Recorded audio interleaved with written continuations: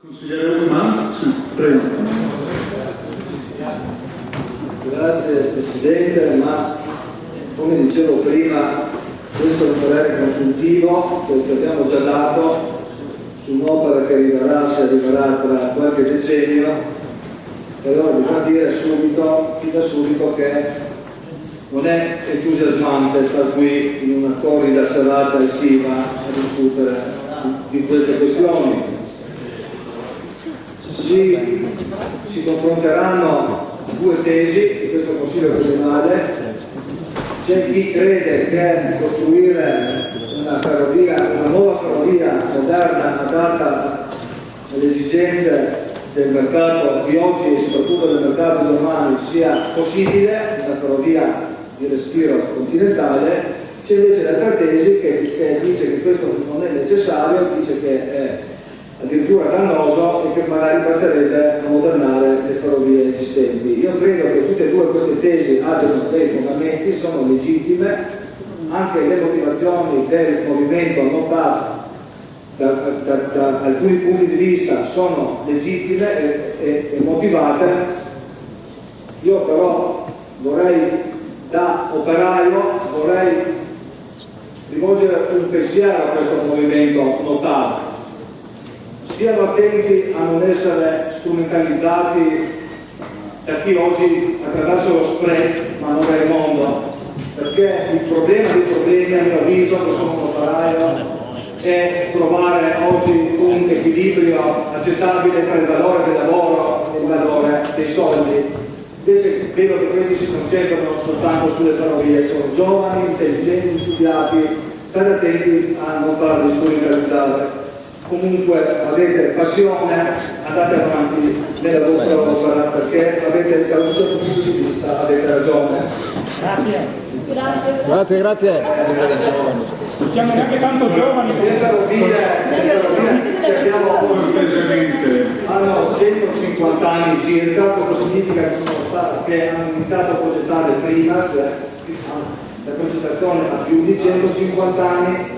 Io sono sicuro che anche all'epoca i contrari non mancavano.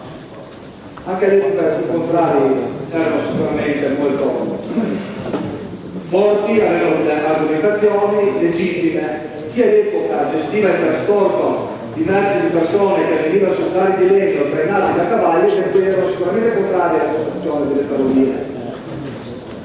Gli osti, i locandierini che riconciliavano chi conduceva questi carri sicuramente erano contrari, anche i magistrati che erano contrari, perché capivano che il loro volume di affari andava calando. Sono passati 150 anni, le ferrovie si sono costruite, le merci e le persone oggi vanno trasportate in un altro modo. Si è coniato il proverbio che la storia è maestra di vita, allora possiamo dire tranquillamente che i contrari dell'ora e i magistrati non hanno avuto ragione, hanno avuto torto.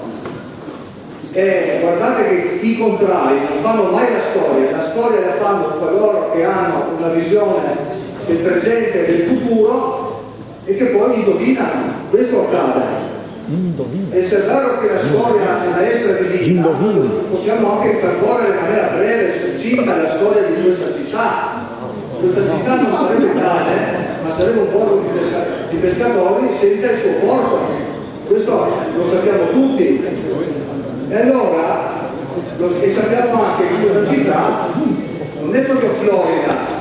C'è una crisi che è antecedente alla crisi che è arrivata nel 2008 della bolla speculativa che è arrivata da oltreoceano. Qui diciamo di no a tutto, legittimamente, no al classificatore, no alle centrali termoelettriche, no alla carriera, siamo convinti di questi no, però guardate che io ho notizie che ci sono dei giovani cristini che stanno emigrando in Australia. Guardate anche questo in questa città. Guardate anche questo. Allora, parlando di porto, no? Parlando di porto, qualche tempo fa è arrivato qua in questo Consiglio Comunale il nuovo piano regolatore del porto. Io non ricordo bene perché non sono andato a tirare fuori i verbali, ma penso che i contrari non ce n'erano, abbiamo tutti votato il nuovo piano regolatore del porto, che prevede il raddoppio del monosettimo, la piazza logistica e addirittura la costruzione del volo ottavo. Tutti favorevoli allo sviluppo del porto, visto che ci rimane un po' di turismo, i servizi, le assicurazioni, le banche, però sul porto siamo tutti d'accordo. Abbiamo votato il raddoppio di questo porto, ma come pensiamo noi di attrarre qui gli operatori e le merci se non dotiamo questo porto di una moderna ferrovia che possa trasportare, che possa essere concorrenziale, che possa mangiare una fetta di mercato ai porti del nord Europa? Veramente, per quando si parla di dotare il porto di una moderna infrastruttura, e allora non sono più tutti d'accordo. È una contraddizione in termini questa. Perché, Assessore, io la ringrazio per il modo come lei ha strutturato questa delibera con parere favorevole, con tante prescrizioni, con l'occasione. Perché è sottoutilizzata la Pontevana? Perché è sottoutilizzata la ferrovia attuale? Perché per gli operatori non è conveniente venire qui, è più come per portare le merci a Monaco o a Vienna o a Bratislava o a Budapest o a Milano, preferiscono scaricarle nei porti del nord Europa perché costa di meno.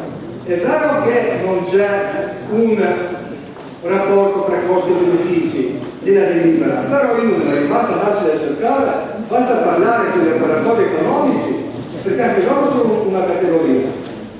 Loro ci dicono, ci fanno due esempi. Per Monaco il risparmio è pari a circa 9 giorni di viaggio, che in termini di costi significa un risparmio di $125 a teo, mentre per Vienna è di 9 giorni, ma si risparmia addirittura $237. Chiaro, no? Perché sbarcando qui devi fare il settling, devi rompere il convoglio, quindi più locomotive, più energia, più operatori, costa di più. È per questo che pensiamo, che qualcuno pensa che bisogna dotare questo porto di una moderna infrastruttura. Dopodiché, diciamo all'assessore, lei l'ho già detto, l'abbiamo tutti, il progetto che ci viene presentato, tale e quale quello che ci viene presentato l'anno scorso, nonostante le prescrizioni che per dato non hanno modificato di una virgola, il progetto è carente, manca il collegamento con Divaccia, manca il collegamento con Capodistria, mancano tante altre cose, ed è proprio per questi motivi che ci mettiamo una ventina di osservazioni e di prescrizioni. Non diamo un sì e basta, tout court, un sì molto condizionato che se non accetteranno di prendere in considerazione seriamente le nostre prescrizioni e osservazioni diventerà un no. Però noi, almeno la parte politica che rappresento, non me la sento di tradire Trieste. Non posso rinunciare all'idea che domani i miei figli non abbiano un lavoro a Trieste, non posso rinunciare all'idea di uno sviluppo di questa città. Ed è per questo motivo che accetteremo questo sì condizionato. Consigliere Patrimoniali. Bravo! Grazie, scusate.